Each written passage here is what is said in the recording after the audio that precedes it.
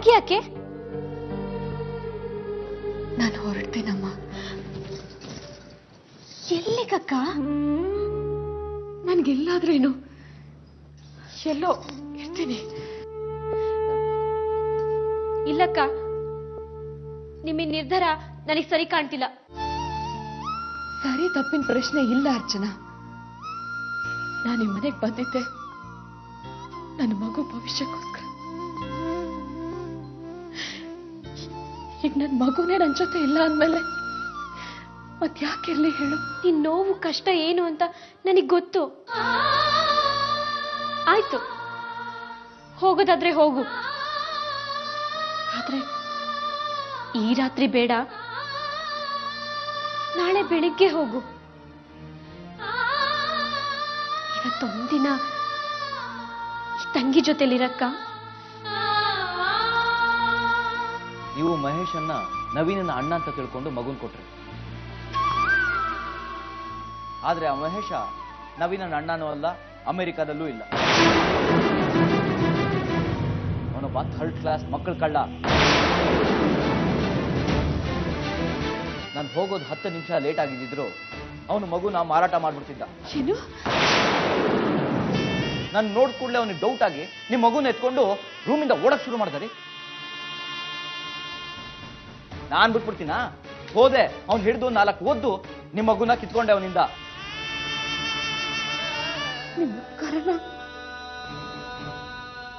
Hack ತೀರಿಸ್ಲಿ? ಛೆ, ಉಪಕಾರ ನಂದಲ್ಲ ಮಂಜುಳವ್ರೆ, ಇದೆಲ್ಲ ಅರ್ಚನೆಯಿಂದ ಆಗಿದ್ದು. ಅವಳೇ ಮಹೇಶ್ನ ಫಾಲೋ ಮಾಡೋ ಅಂತ ನನಗೆ ಹೇಳಿದ್ದು. ಹೌದಕ್ಕ, ಮಹೇಶ್ ನಮ್ಮ ಮನೆಗೆ ಬಂದ ದಿನದಿಂದಲೇ ನನ್ಗೆ ಅವನ ಮೇಲೆ ಅನುಮಾನ ಇತ್ತು. ಈ ಕಾಲದಲ್ಲಿ ತಮ್ಮನ್ ಸಾವಿನ ಸುದ್ದಿ 15 ದಿನದ ನಂತರ ಗೊತ್ತಾಯ್ತು ಅಂದಾಗ್ಲೇ ಅಲ್ಲೇನೋ ಇದೆ ಅನ್ನಿಸ್ತು. ಪ್ರಪಂಚದ ಯಾವುದೇ ಮೂಲೆಯಲ್ಲಿದ್ರು ಹೆಚ್ಚು ಅಂದ್ರೆ 5 ನಿಮಿಷ ಅಷ್ಟರಲ್ಲೇ ಸುದ್ದಿ ತಿಳಿಸ್ಬೋದಕ್ಕ. ಮಹೇಶ್ ಮಗುನ್ ಕರ್ಕೊಂಡು ಹೋದ್ ಕೂಡ್ಲೆ ಪ್ರಣವ್ನ ಅವನನ್ನ ಫಾಲೋ ಮಾಡು ಅಂತ ನಾನೇ ರಿಕ್ವೆಸ್ಟ್ ಮಾಡ್ಕೊಂಡೆ. ಅರ್ಚನಾ, ನಿನ್ನ ಅನುಮಾನ ನಿಜ ಆಯ್ತು. ಸದ್ಯ ಮಗು ಸಿಕ್ತಲ್ಲ, ದೇವ್ರ ದಯೆ. ಅಕ್ಕ, ನಿನ್ನ ಮಗು ನವೀನನ ಹತ್ರ ಇದ್ದಿದ್ದು ಈ ಮಹೇಶನಿಗೆ ಹೇಗ್ ಗೊತ್ತಾಯ್ತು? ಇವನು ಅವನ ಅಣ್ಣ ಆಗಿದ್ರೆ ಗೊತ್ತಾಗಿರೋದು. ಇವನೊಬ್ಬ ರೌಡಿ ಕಳ್ಳ. ಚಂದ್ರಗಿರಿಲಿ ಮಗು ನವೀನನ ಹತ್ರ ಇತ್ತು, ಆ ಮಗು ಈಗ ಮಂಜುಳ ಹತ್ರ ಇದೆ. ಮಂಜುಳ ಈಗ ಕೊಟ್ಗೆಹಾರದಲ್ಲಿರೋ ಕಾಡ್ ಮಲ್ಲಿಗೆ ಎಸ್ಟೇಟ್ ಅಲ್ಲಿ ಇದ್ದಾಳೆ ಅಂತ ಈ ಕಳ್ಳನಿಗೆ ಹೇಳ್ಕೊಟ್ಟು ಯಾರಕ್ಕ? ಅಕ್ಕ,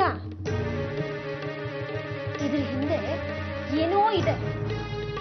ಅವ್ನ್ ಯಾರು ಅಂತ ತಿಳ್ಕೋಬೇಕಲ್ಲ.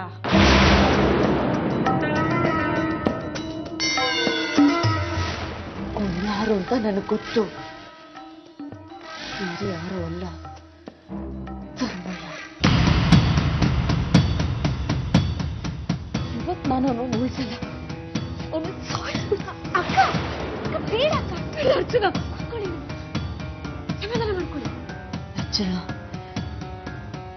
ಆ ಧರ್ಮಯ್ಯನಿಗೆ ಬದುಕು ಹಾಕಿಲ್ಲ. ಸಾವೇ ಅವನಿಗೆ ಸರಿಯಾದ ಶಿಕ್ಷೆ.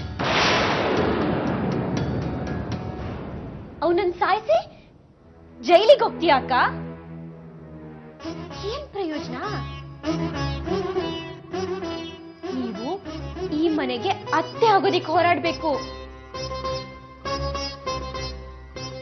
ಎಷ್ಟು ಅನ್ಯಾಯ ಆಗಿದೆ ನಿಮ್ಗೆ. ನೀವು ಈ ಮನೆಗೆ ಅತ್ತೆ ಆದ್ರೆ ಧರ್ಮಯ್ಯ ನಿಮ್ ಮಗುಗೆ ಅಪ್ಪ ಆಗ್ತಾನೆ.